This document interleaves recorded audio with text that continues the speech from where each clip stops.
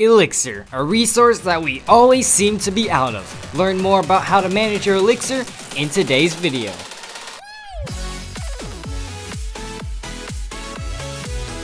Hey guys, it's Legendaray here, and today I'll be giving 5 pro tips on how to best manage your Elixir. Most of these tips are from Colton W83's video, but not everyone wants to spend 48 minutes watching a video about counting Elixir, so I thought I'd just summarize the video and put out 5 main points.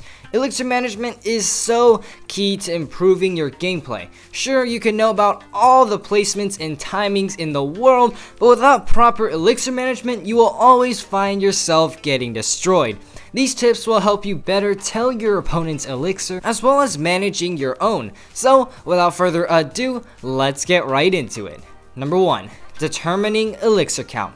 This is a great way to determine how much Elixir your opponent has during certain moments in the game. Generally, when players reach 10 Elixir, they will want to play something in the back, to cycle or to build up a big push. That means that you can take advantage of that. Oftentimes, when your opponent invests something in the back after quite a big break, that generally means that they are at about 10 Elixir. May that be an Elixir collector, a giant, or just a Valkyrie in the back.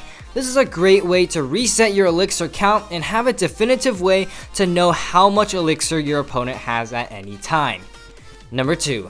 Tower HP as a resource. This is something you hear often with a golem deck, but you can also apply this to other archetypes. As most of you know, with a golem deck, oftentimes it's okay to take tower damage just to get pumps down and gain an Elixir advantage, but of course, this can apply to pretty much any archetype except for quick cycle decks.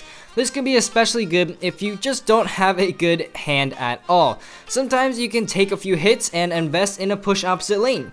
You might have a little less Elixir on defense, but as long as you deal more damage than your opponent, you're golden. Number 3. Sometimes you should leak Elixir.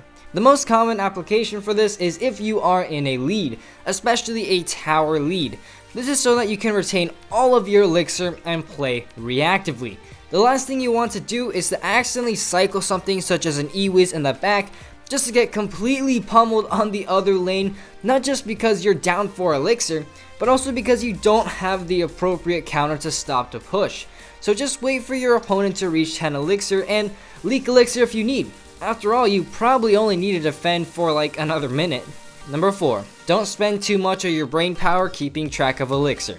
Counting Elixir shouldn't be that active of a thought process, because when you're playing a game, you should focus on playing the game. If you focus too much on how much Elixir your opponent has and constantly counting how much Elixir they have, it might just alter your gameplay for the worst. This applies especially in double Elixir, as many pros don't even count Elixir that much during that stage. With enough experience, you should be able to just get a feel of how much Elixir your opponent has, making it a much quicker and much more automatic process. Number 5. Knowing when to support a counter push and go all in. This is also essential when it comes down to the outcome of a battle. Do you want to support your counter pushing troops? This actually just depends on whether or not you think you have an Elixir lead. If you have an Elixir lead after a defense with surviving units, by all means do. However, if you feel that you do not have an Elixir lead, you can just go ahead and leave your troop alone and save your Elixir. Keep in mind that oftentimes your opponent will still have to spend Elixir defending your troop. However, if your troop is really low, it's probably in your best interest to just leave it. Also, be careful to not give too much spell value. For example, Battle Ram is not a good troop to counter push when your other units can be logged away, just giving your opponents so much spell value. So there we go. 5 tips that can greatly help you better manage your Elixir. I hope you guys found this video really helpful and maybe can even apply some of these to your games. Elixir management is so important and it can really boost your gameplay to that next level. But unfortunately guys, that is all I've got time for today. If you enjoyed, please leave a like down below as well as a subscription to my channel. And as always, this is Legendaray and I'm signing off. See you guys next time.